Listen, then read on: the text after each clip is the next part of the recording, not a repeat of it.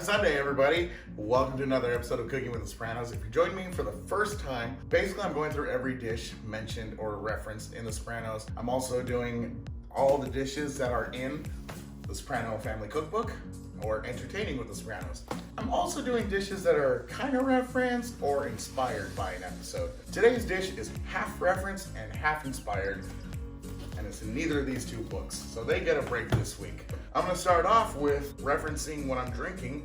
This is a Santa Margarita Chianti. I don't usually do two dishes in the same episode, but this week's episode is the Father Phil episode. So to recap this week's episode, Tony and Meadow are off visiting colleges, Carmela is homesick, and Father Phil, the constant mooch. I have a Jones for your baked ziti. Oh, sure, anytime. Ever since the pilot episode, Father Phil has had these like throwaway food lines that kind of don't really make sense. I don't. Like creme anglaise? Hey, you bless it, I'll eat it. His reference to Chianti. You'll see how Islam has gotten a bad rap in current culture, and, you know, well, this Chianti, though, is beyond reproach. Word up. Word up? Who uses that, Phil? I don't even remember people using that in 2000. But I will agree that this Chianti is beyond reproach.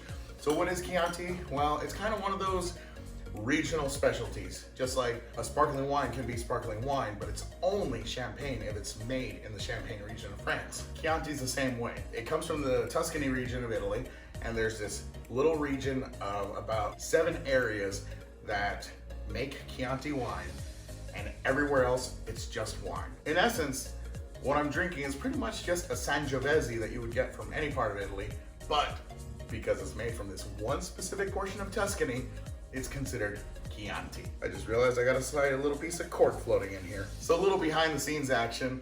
My friends Matt and Amber, who are in my profile picture, they are the ones having a Sam Adams with me, are here. As I was pouring the wine, Amber goes, "What's that you're drinking?" And I said, "It's Chianti. You usually serve it with human flesh and fava beans." And she goes, "Ew, fava beans." And I'm like, "Really? That's the one you had the problem with?" Anyway, she's shy. You can't even hear her laughing off camera. We like to have fun. So Chianti's done. I wasn't gonna make any. I just decided to tell you this is what Chianti is. I didn't have a Chianti expert like I did during the Grappa episode. What's ironic about me shooting this episode today is my poor wonderful mother has a fever right now, and my dad's out on a trip. Anyways, Father Phil's next kind of throwaway line is while Carmela's on the phone with Dr. Melfi, he's rummaging through the refrigerator like a raccoon through the trash can. Oh, I'm calling for Tony Soprano. Cajun Stuffed Olives? Who can I say is calling? Kind of like the Chianti, there's really no recipe for Cajun Stuffed Olives. You just go to the store and you buy them. And I thought that would be a really boring episode.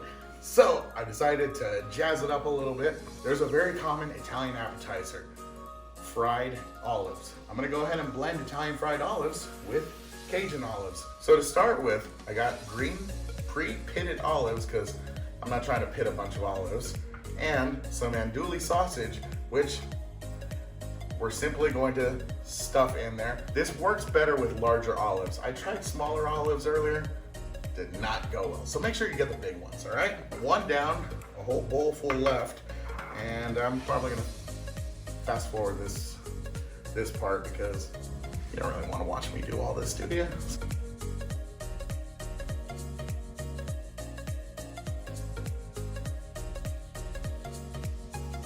Got all the andouille in here.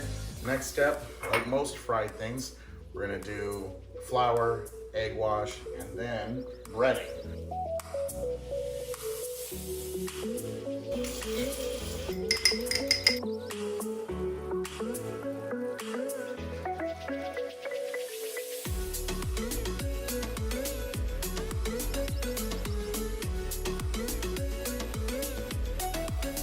Okay, so I got my flour, egg wash, and move the Chianti over. Just generic brand Italian breadcrumbs.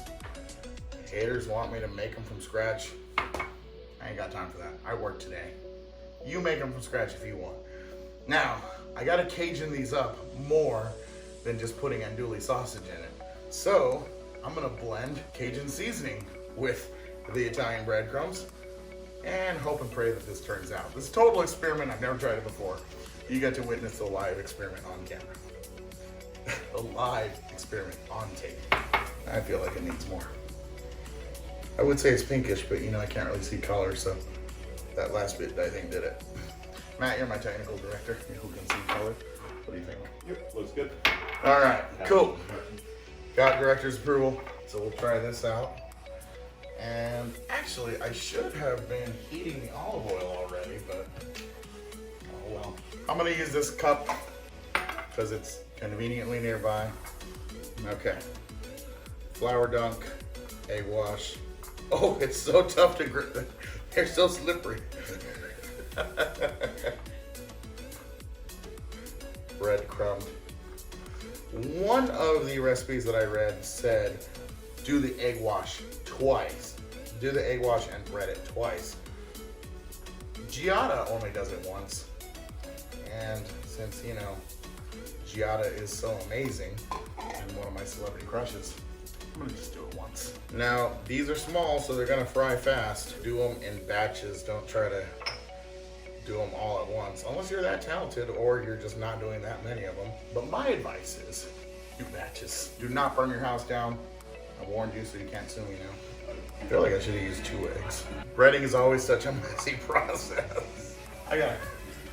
All right, I gotta rinse off my hands because my finger's starting to look like the Thing from the Fantastic Four again. Slobbering time.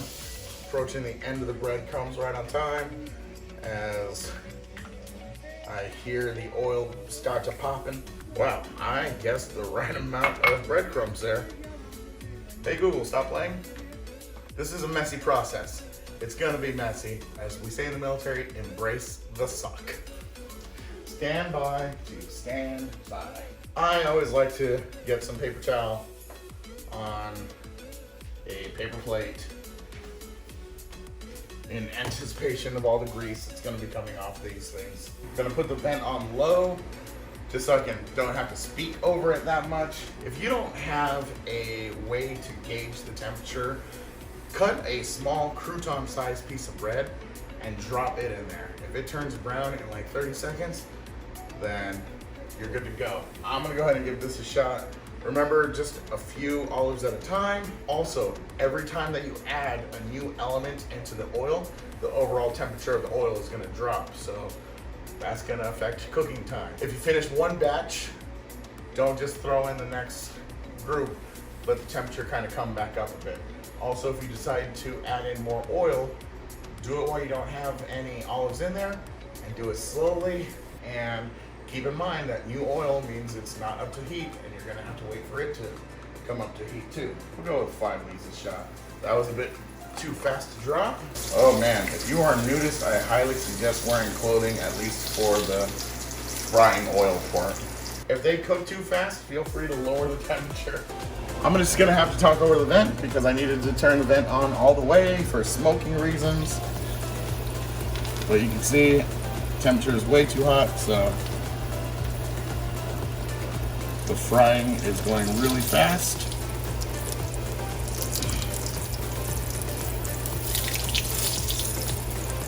And time to pull them out. Okay, I was only doing 5 at a time, but there's only 2 left, so this last batch is 7.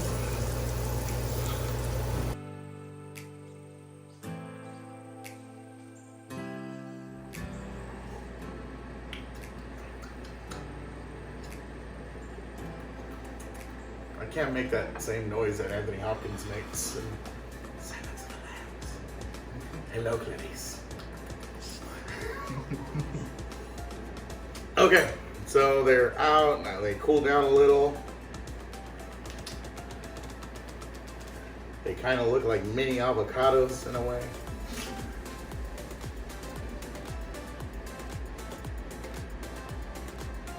Confession, I don't like olives. But I like most things that are fried. And I like andouille sausage. So this is canceling out the part of the olive that I don't like. It works out great. My cousin Paige, she will eat a whole can of olives. So at Thanksgiving, I always just slip her my olives and it works out perfect. But if I'm making these for the family, I might actually have some. Matt, you wanna try it? We're gonna lie and say that I totally made that shot. Amber? Oh, I think that's those of him. Huh? We can get it. How are they?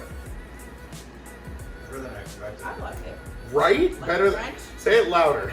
That was better than expected. You don't really taste the olive until it's too late. That's right. The olive is a ninja. And it's like, haha, surprise! I was here all along. Uh-huh.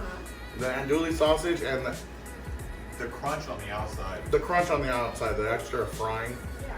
I don't know if the Cajun seasoning. I probably could have added more Cajun seasoning, but you can kind of tell it's there. Yeah. Maybe a tad bit of cayenne. Yeah. Okay. I'm gonna call this experiment a win. Go ahead and try them for yourself. Most Italian fried olive recipes that you see are gonna be like stuffed with like gorgonzola and ricotta. I say it all the time. Cooking is all about having fun. You know, we were just messing around in the kitchen. Father Phil said, "Ooh, Cajun stuffed olives," and I was like, "Well, let me try to throw something together." And me, the guy that doesn't like olives, made a recipe that I actually really like, which totally caught me off guard. Before we even started, I was like, Amber, these are probably all gonna be yours. They're not. She's gonna fight me. All right, one more. Oh, he actually really did catch that one. So go ahead, try them out for yourself. Hit me up on my social medias, which is scrolling at the bottom. Let me know how they turned out for you. And if you haven't yet, please click subscribe. It really helps me out. And it helps you out because you're gonna get all these fun recipes. Like next week, we're making tequila shooters. So I know you wanna be here for that.